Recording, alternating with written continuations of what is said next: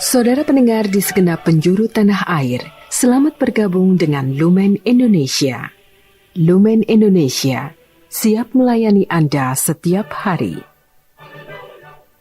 Saudara terkasih, marilah kita bersatu dalam Tuhan kita Yesus Kristus yang tidak berubah dahulu, sekarang, dan selama-lamanya.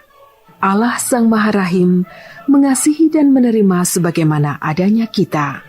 Allah Bapa kita di surga senantiasa bersedia menolong, menghibur, dan meneguhkan kita dalam menghadapi segala permasalahan hidup sehari-hari. Saudara-saudari, marilah kita mendengarkan renungan dengan judul Yesus yang memberi makan, yang berdasarkan pada Injil Yohanes bab 6 ayat 5 dan 6.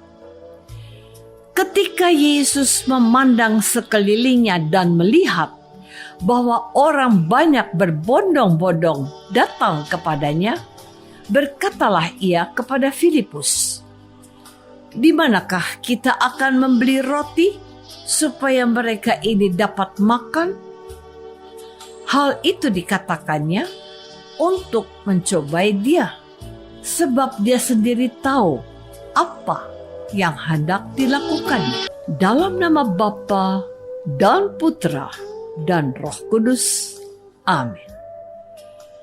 Saudara-saudari terkasih dalam nama Tuhan Yesus Kristus. Tentang peristiwa Yesus memberi makan 5.000 orang, baik Injil Yohanes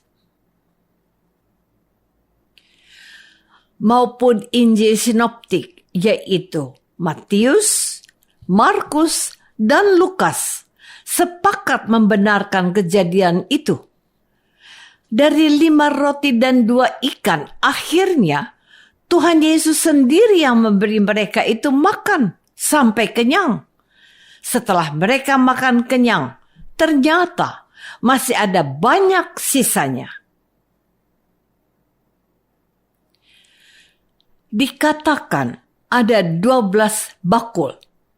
Menarik untuk diperhatikan bahwa sisanya lebih banyak dari modal awalnya yang hanya 5 roti dan 2 ikan.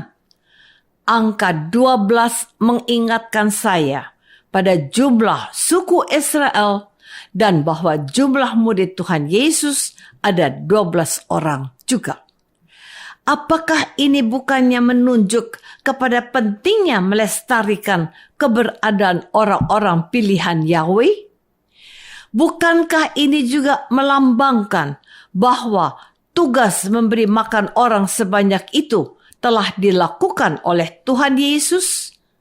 Selanjutnya, sisanya adalah tugas para rasul dan murid Tuhan Yesus untuk melanjutkan kepedulian Yesus untuk memberi orang banyak itu makan sesuai dengan kebutuhan mereka. Saudara-saudari terkasih, menarik untuk diperhatikan bahwa hanya Yohanes yang memberikan catatan penting ini. Karena Yesus tahu bahwa mereka hendak datang dan hendak membawa dia dengan paksa untuk menjadikannya raja. Ia menyingkir pula ke gunung seorang diri. Orang-orang yang banyaknya 5.000 jiwa tidak termasuk perempuan dan anak-anak itu merasa terbantu oleh makanan cepat saji yang dikerjakan Yesus hanya dari 5 roti dan 2 ikan.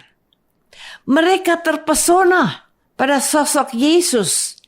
Maka tidaklah salah kalau mereka menghendaki Yesus memimpin mereka dan menjadikannya raja yang dengan mudah dapat menyelesaikan persoalan hidup mereka.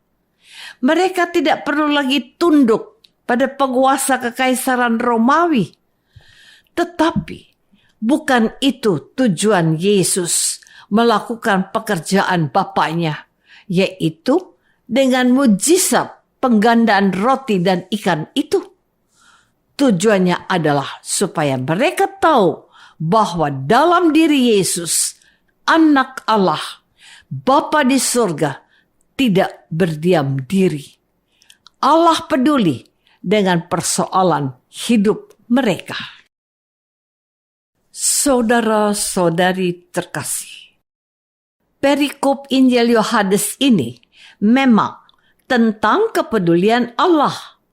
Tetapi orang-orang itu tidak memahami makna di balik peristiwa penggandaan roti itu. Mereka tidak menyambut Yesus sebagai utusan Allah yang menghendaki mereka bertobat dan mengandalkan Allah saja. Mereka ini terpesona pada Yesus yang dapat menyelesaikan persoalan perut mereka. Ada Yesus yang membuat mereka berkecukupan makanan, bahkan berlebihan. Seandainya Yesus jadi raja mereka, mereka tidak perlu bekerja lagi, sebab Yesus akan menyediakan keperluan makan mereka, dan mungkin juga kebutuhan-kebutuhan mereka lainnya. Orang seperti inilah yang pantas dijadikan raja. Orang-orang Yahudi sangat terpesona pada Yesus. Itulah sebabnya mereka lebih percaya kepada Yesus dan tidak peduli lagi pada orang-orang Farisi dan ahli-ahli kitab Taurat yang kerjanya hanya omong-omong saja. Yesus tidak. Dia langsung bertindak dan membuat mereka nyaman, sebab ia memberi mereka makan gratis secara melimpah. Sayangnya, Tuhan Yesus tidak berkenan pada motif mereka yang cari enaknya saja untuk menjadikannya raja. Tuhan mau mereka itu tetap bekerja. Mereka harus mencari rezekinya sendiri setiap hari. Pada mereka ada anugerah yang dari Tuhan. Pikiran, kekuatan, modal usaha, dan banyak lainnya. Mereka harus mengusahakan itu sambil mohon berkat dari Tuhan untuk menggandakannya. Saudara-saudari terkasih, pada masa Paskah ini kita diingatkan bahwa rahmat kebangkitan tidak membuat kita menjadi pribadi yang mager alias malas gerak. Dikit-dikit ada Tuhan. Tuhan kok dikit-dikit? Tuhan ingin kita menyadari bahwa tidak ada hidup tanpa salib. Dan bahwa oleh salib itu kita akan menerima anugerah kebangkitan. Tuhan Yesus sudah memberikan orang-orang banyak itu makan.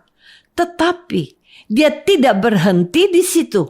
Apalagi menjadi sosok yang gila hormat untuk dijadikan raja. Yesus bahkan memberi mereka roti hidup, yaitu dirinya sendiri sebagai makanan dan minuman. Hidupnya diberikan untuk mereka agar mereka tidak binasa, melainkan beroleh hidup yang kekal. Tuhan Yesus sudah memberi teladan melalui peristiwa penggandaan roti dan ikan untuk memberi makan orang-orang yang kelaparan karena mengikuti dia. Maka tugas selanjutnya diserahkan kepada para rasul dan kita yang telah percaya kepadanya. Kita harus mendengarkan sentilan Yesus ini. Di manakah kita akan membeli roti supaya mereka ini dapat makan? Oleh rahmat kebangkitan, kita diingatkan untuk memiliki kepedulian pada mereka yang kelaparan, kehausan, kesepian, dan telanjang. Tugas kita adalah memberi mereka makan dan memanusiakan sesama kita. Sebab Tuhan mau kita peduli kepada saudaranya yang paling hina yang menjadi bukti cinta kita kepadanya. Marilah kita masuk dalam saat hening sejenak untuk meresapkan renungan yang baru saja kita dengar bersama dalam kehidupan iman kita masing-masing.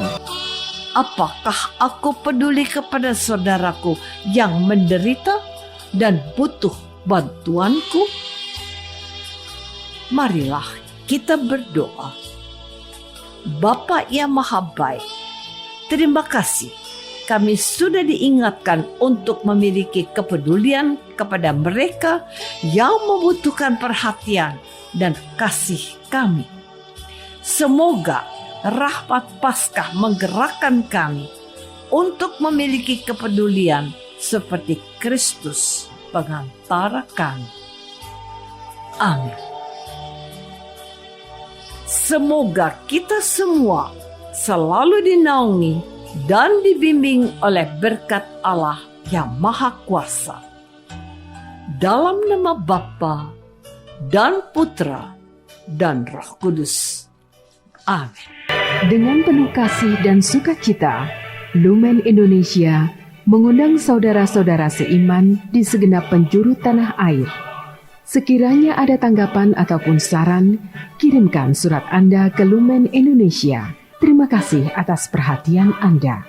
Sampai berjumpa lagi dengan Lumen Indonesia pada waktu dan gelombang yang sama esok hari.